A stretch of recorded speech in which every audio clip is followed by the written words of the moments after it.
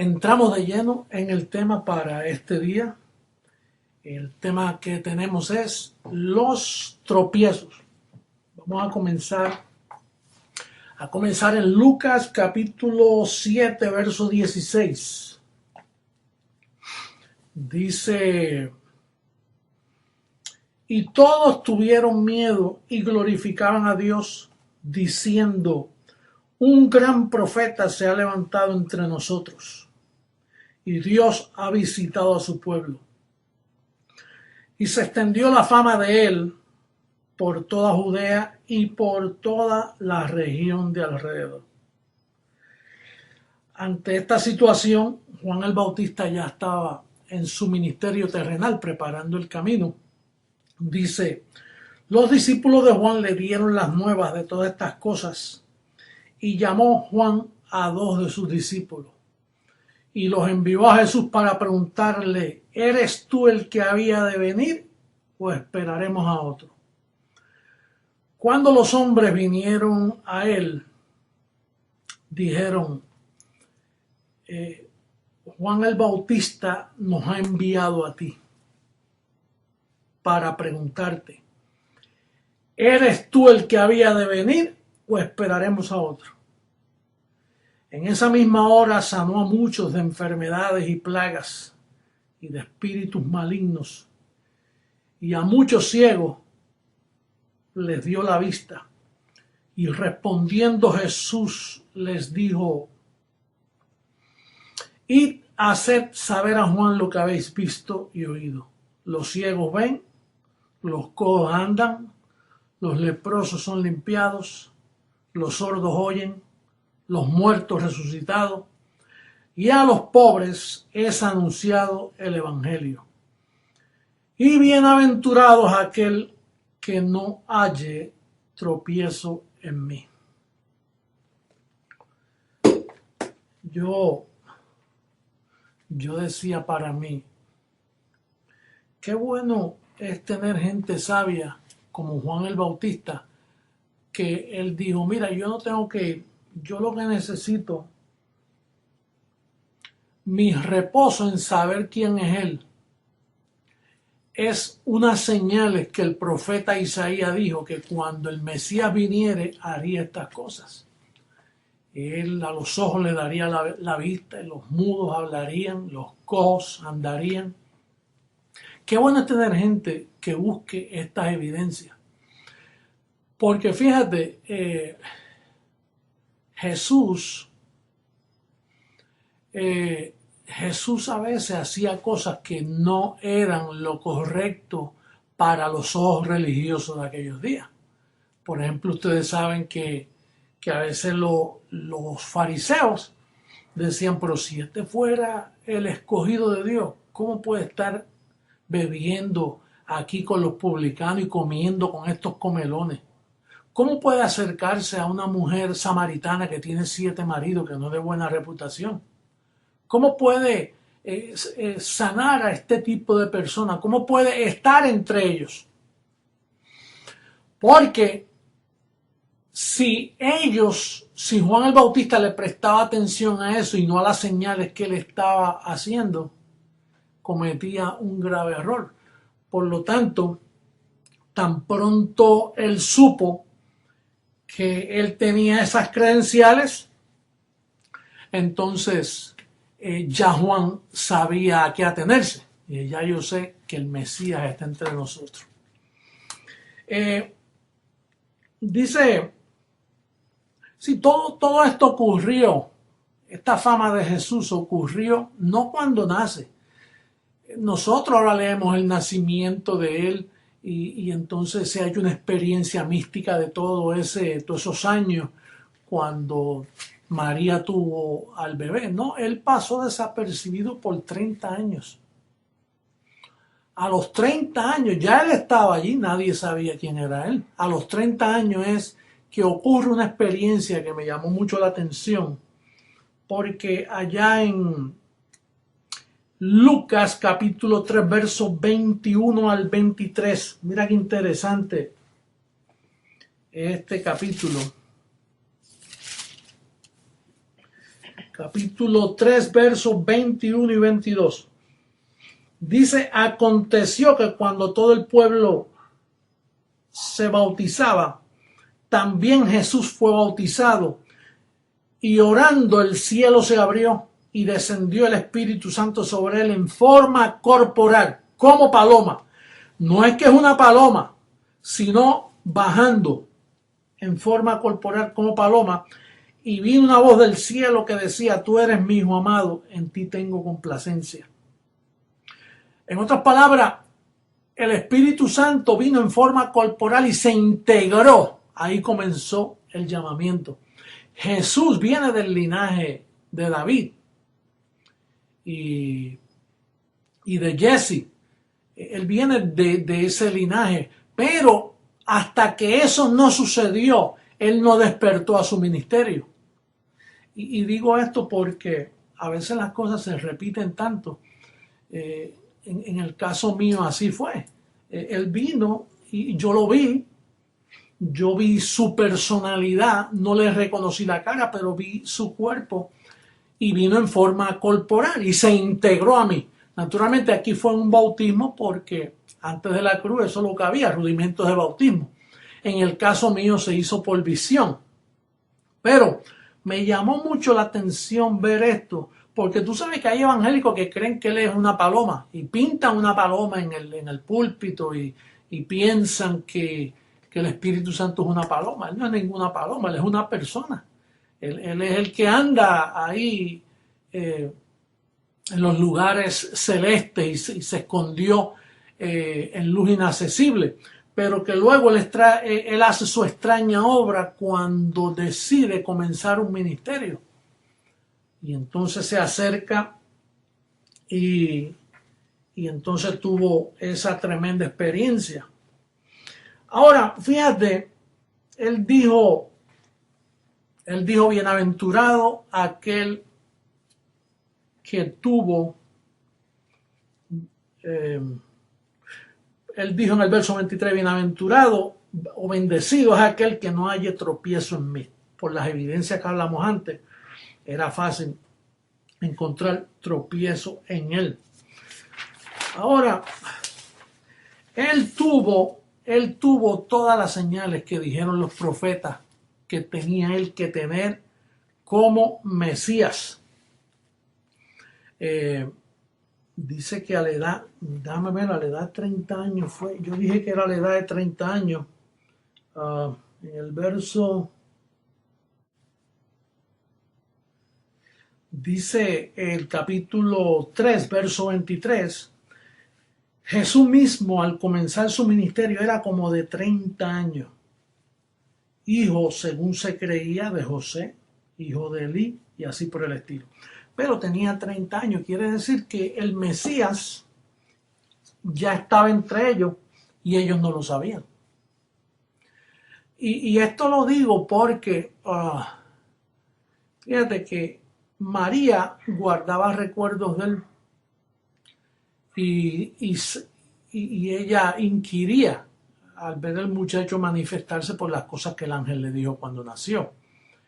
Pero María no sabía cuándo eso iba a ocurrir. Entonces a él le ocurre a la edad de 30 años que viene esa experiencia y de momento se despierta Jesús de Nazaret, el ministerio de Jesús de Nazaret. Y a mí eso me llama tanto la atención porque en mi experiencia, yo digo que yo me levanto todas las mañanas y me extraña el llamado que yo tengo. Es extraño para mí, todos los días es extraño porque es una bendición y a la misma vez un compromiso tan serio que uno a veces se siente tan incapaz de lo que significa. Ahora, fíjate, ¿por qué tenía que ser diferente la manifestación del Espíritu Santo corporalmente en él en bautismo y a mí en visión o revelación? Yo escribí aquí, claro, tenía que ser diferente por causa del cambio de pacto. Ahora el bautismo en agua no tiene validez alguna. Y ese cuerpo que resucitó es un género eterno. no puede desaparecer por causa que el asunto es aquí en la tierra. Por lo tanto, Dios se comprometió a meterse en un hombre, en un velo, y luego resucitarlo, llevárselo a luz inaccesible. Entonces ese mismo cuerpo que resucitó tiene que volver a la tierra, pero en otro velo. O sea que ese velo se integra a otro velo. Por eso es que cuando Colosenses dice que allá en el verso 3 de Colosenses, dice Colosenses capítulo 3, el capítulo 2 y verso 3. Capítulo 2, verso 2, para que sean consolados sus corazones unidos en amor hasta alcanzar todas las riquezas de pleno entendimiento, a fin de conocer el misterio de Dios el Padre y de Cristo, en quien están escondidos todos los tesoros de la sabiduría y del conocimiento. Sabiduría y conocimiento. La sabiduría que hay de Dios meterse en un velo, volver a otro velo por segunda vez. Y yo dije que es un género eterno porque Él tiene que hacer sus reinos aquí en la tierra. Entonces, si su reino es aquí en la tierra, quiere decir que este velo, José Luis, cuando sea transformado, a mí me van a ver por mucho tiempo porque no puede desaparecer ese velo ya.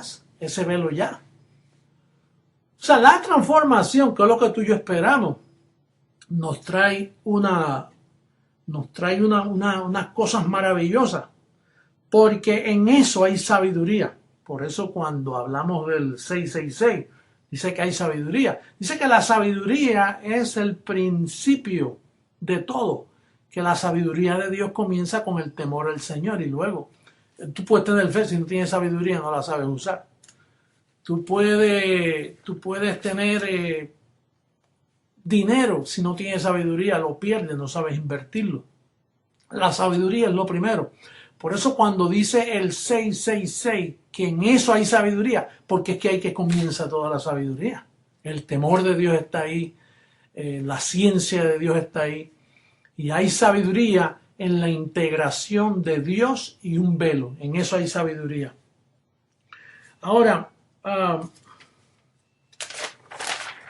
de la misma manera que Jesús de Nazaret cumplió sus señales mientras estuvo aquí en la tierra, Jesucristo hombre ha cumplido con la suya.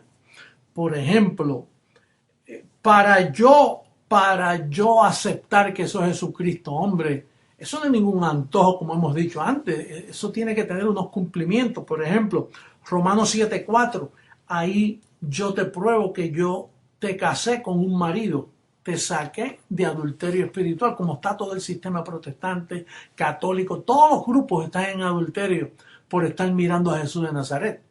Yo quité los ojos de ti, quité los ojos de Jesús de Nazaret en ti para que tú los pusieras en el resucitado, y ahí te casé con un solo marido. Mi segunda señal, Romanos 2:16, dice que cuando Jesucristo viniera juzgaría las cosas conforme al evangelio de Pablo. Así que ahí esa es mi segunda señal. Tercera señal, 1 Corintios 4:5, dice que cuando Él venga, Él pondrá todo a la luz. Yo he cumplido con eso. Romanos 16:25, una confirmación genuina, aquel que puede confirmarlo según mi evangelio. Esa es la cuarta confirmación. Hebreos 3:1 dice que Él es el sumo sacerdote, apóstol de nuestra confesión, una confesión conforme al verdadero evangelio. Esa te la he dado yo. Dice el capítulo 4, verso 16 de Hebreos, que nos acerquemos al trono de la gracia. Y no es un trono de oro ni un trono de metal, sino un trono de gracia, un trono de conocimiento. Ese trono no existió por 2000 años, comenzó en el 73 a tomar forma para llegar ahí. Hebreos capítulo 6, verso 1 y 2, te quité los rudimentos. El único en 2000 años que le quitó los rudimentos a la iglesia del Señor. Esa es mi séptima señal. Mi octava señal, te quité la conciencia de pecado para que no te conozcas conforme a tus fracasos, sino que te conozcas conforme a tu verdadera identidad. Porque la carne va a tratar de traerte conciencia de pecado para llevarte a culpabilidad. En esta semana yo recibí un correo de un muchacho que dijo, mire, apóstol, yo lo vengo escuchando hace 2 años y estoy a punto de suicidarme porque es que mi tatarabuelo violó a un familiar y entonces el abuelo violó a otro y entonces en mi familia hay una secuencia de violaciones y aquel violó a este y este violó a aquella y entonces mi abuela me dijo esto y entonces yo bajo toda esa turbación he vivido una vida de desenfreno. Entonces ahora lo escucho a usted, tengo oídos para usted, pero no soporto esta situación en la mente. Naturalmente yo tuve que darle un consejo y decirle, ya veo que la carne te está engañando y te está ministrando conciencia de pecado y tú la estás recibiendo. Y entonces tienes que decir como Pablo, ciertamente olvidando lo que queda atrás, porque lo que queda atrás es vergonzoso. Imagínate, Pablo mató a Esteban por el celo que tenía por su religiosidad y el judaísmo. Pablo tuvo que decir, tengo que echar eso atrás, tengo que conocerme conforme a como Dios me conoce. Dice que entonces seremos conocidos como fuimos conocidos, porque si no, y oye, y le escribí, todavía no he recibido contesta, yo recibo que le haya puesto en práctica llevar cautivo esos pensamientos y romper esa tradición de genealogía, que si su abuelo, que si tu tatarabuelo, tienes que romper porque a él fue que lo llamaron. Y entonces quitarte la vida es un acto malo porque hay mucha altivez, como quien dice, yo no quiero, yo no tengo humildad, yo no quiero aceptarme como he sido. Tú tienes bendecido, porque tú sabes que esto es un reino hecho de gente con debilidad. Ahorita vamos a ver de dónde Dios levanta este ministerio tan grande. Dice, te puse a servir a Dios con la mente, no con el cuerpo ni con tus rodillas físicas, sino con la mente. Esa es mi novena, mi 10ª señal. Hebreos 2:14, te demostré que el diablo fue destruido. Mi 11ª señal, Hebreos 10:14, te presenté perfecto con una sola ofrenda. Y la número 12, vine sin relación con el pecado. Entonces yo tengo todas las señales. Naturalmente la prensa dice, él fue adicto a droga, tuvo divorcio, tuvo problemas y entonces no ven el llamado. Es como cuando Jesús pasaba entre medio de ellos, ni lo notaban. Tú sabes la oportunidad de tú estar delante donde está Dios. Mira, un fariseo se presentó ante Jesús y le dice, teniendo una oportunidad tan grande, hacerle cualquier pregunta si Dios estaba allí, en Jesús de Nazaret. Y entonces le dice, oye, ¿por qué tú sanas a un cojo en el día de reposo? Mira qué pregunta. Preguntarle a Dios que por qué él sana a un cojo el día de reposo, como perdían tiempo esos fariseos, acusándolo, ¿no? Que por qué tú estás aquí con los comelones y si tú estás supuesto a... Sí, donde está Dios, eso tú tienes que aprovecharlo, porque ahí es donde Dios se ubica. Y esta es la última manifestación de Dios aquí en la tierra a través de Jesucristo, hombre, y de lo que está haciendo el Señor. Ahora, no te puedes tener en poco. No puedes tenerte en poco, bendecido. Tú sabes que primera carta a los Corintios, y tienes que tener humildad para aceptar esto, porque primera carta a los Corintios dice de dónde Dios iba. ¿Te recuerdas que una vez Jesús de Nazaret dijo, los ladrones y las prostitutas ojían al reino de los cielos? Y no que todos sean prostitutas y todos sean ladrones. Pero mira, yo fui ladrón y fui el primero que entré al reino, porque a mí fue el primero que me alumbraron. Pablo en aquel tiempo dijo, yo el primero, dando a entender, bien un segundo, el otro lo va a entender. Y él dijo, los ladrones y las prostitutas os entran al reino de los cielos. Ahora, dice, primera carta a los Corintios, capítulo 1, verso 23, dice, pero nosotros, primera,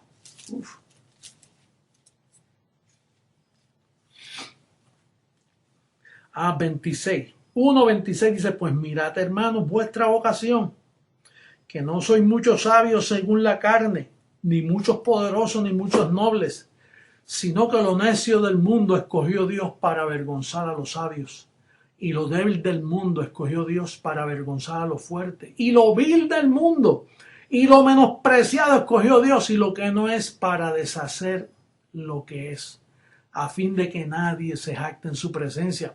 Mas por él estáis vosotros en Cristo Jesús, el cual nos ha sido hecho por Dios sabiduría. Mira lo primero que pone, sabiduría. Ese es el principio. Tú puedes tener una fe grande y no tienes sabiduría, ¿cómo la vas a usar? Puedes tener mucho dinero, si no tienes sabiduría, ¿cómo vas a usar tu dinero? Sabiduría es lo primero que Dios imparte a sus hijos gratuitamente. Y luego dice justificación, santificación y redención, para que, como está escrito, el que se gloría, gloríese en el Señor. Así que, bendecido, yo te exhorto en este momento a que no te tengas en poco. Aquí todos tenemos nuestras luchas, tenemos nuestras situaciones. Todos estamos creciendo, seguimos creciendo. Y uno tiene tantas miserias, y entonces este ministerio es tan lindo, pero tiene gente sufrida. Yo recibo unos correos de personas tan lastimadas, y quizá tú en este momento estás pasando una situación que estás ahí llevando cautivo y no encuentras ni qué decir, ni qué hablar, pero no te tengas en poco, porque esto es un ministerio de cojo. ¿Te recuerdas? En hebreo cuando dice que lo cojo no se salga del camino. De hecho, allá en Isaías 33:23, vamos a darle lectura a Isaías para que cojas aliento en tus luchas y tribulaciones que a todos nos llegan. En el capítulo 33, verso, yo le llamé a esto la heredad de los cojos. 33, verso 23. Dice el verso 23, tus cuerdas se aflojaron, no afirmaron su mástil, ni entesaron la vela. Se repartirá entonces botín de muchos despojos. Los cojos arrebatarán el botín. Los cojos hemos arrebatado el botín. En Isaías, no, en Sofonías 3:19, también profeta menor. Sofonías 3:19, vamos a darle lectura. Dice el verso 19, he aquí en aquel tiempo yo apremiaré a todos tus opresores y salvaré a la que cojea y recogeré la descarriada y os pondré por alabanza y por renombre en toda la tierra. Bendecido, yo te exhorto en este día que tú eres parte de este reino, eres parte de esta historia. Últimamente yo le estoy escribiendo a personas que a veces tienen luchas con la congregación, quejas con el obispo, quejas contra el hermano. Y mira, yo te escribo mirando tu buen orden, y él está en desorden en la forma que me habla.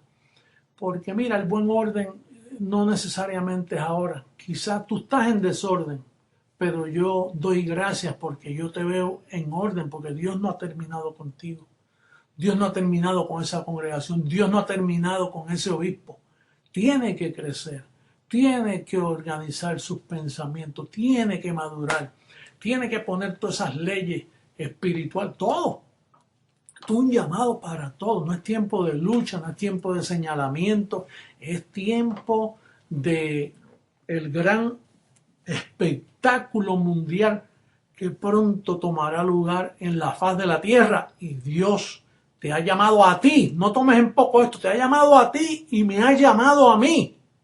Y tenemos las señales, tenemos la sabiduría que nadie entiende, estos bendecidos que están alrededor nuestro. Y les llamo bendecidos en fe, porque no se sabe ni lo que son, porque tienen una mente llena de conciencia de pecado y no pueden ver a Dios, no pueden ver el pacto. Mira ese blog del vocero, elvocero.com, métete ahí para que tú veas la ensalta de disparate que dicen esos llamados cristianos, cómo no entienden. Diciendo, no, que el evangelio de la circuncisión y la circuncisión es lo mismo, que porque él separa uno del otro, cuando uno representa la ley de obra y el otro representa la ley de la fe.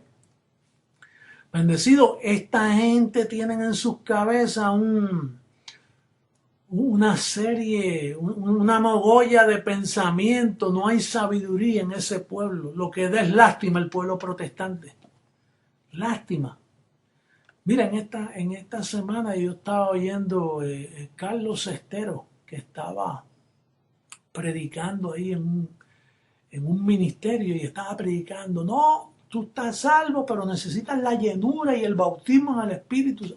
Oye, a estas alturas yo me creía que yo tenía lo mejor a mi lado. Quizá a veces yo decía, a ninguno tengo como él claro, a ninguno más traicionero, a ninguno más ignorante, a ninguno más extraviado. Todas esas personas que pasaron alrededor de este ministerio, que no están con nosotros, eran bombas de tiempo que pusieron ahí para destruir esta perla de gran precio. Yo le doy gracias a mi papá que me libró, que me dio la sabiduría para poder discernir y pasar en medio de ello y seguir con el ministerio como va. Precioso, la amada está más linda que nunca. Está creciendo por todas partes, ese evangelismo CG. Qué maravilla eso, por todas partes la palabra corriendo. Pronto el espectáculo de la transformación. Nuestro trabajo en el Señor no es en vano. Te voy a terminar con otro verso. Ese está en Isaías. Déjame buscarlo por aquí detenidamente. No, perdón. Es Lucas 21:36. Lucas 21:36 para terminar. Y yo recibo esto para ti, bendecido. Que no te me turbes como se han turbado otros. 21:36 dice: velad pues en todo tiempo orando que seáis tenidos por dignos de escapar de todas estas cosas que vendrán y de estar en pie delante del Hijo del Hombre. Así se escribía porque estaban fuera del pacto. Tú sabes que orar para la gente es balbucear, no es confesando la palabra, velar que tú estés en pie delante de mí. Que tú puedas ser tenido.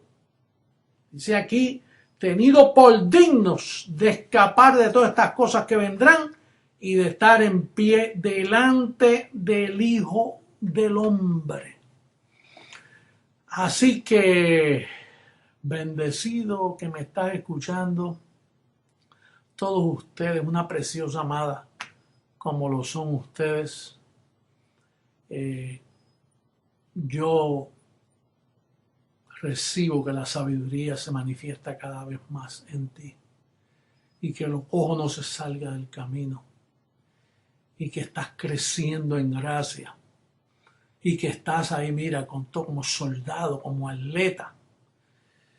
Oye, como agricultor sembrado, no violes ese principio, bendecido.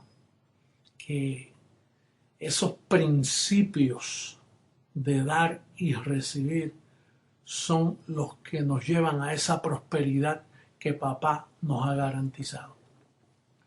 Así que me despido de ti en esta ocasión, deseándote lo mejor, deseándote que los ángeles de esta cubierta del pacto.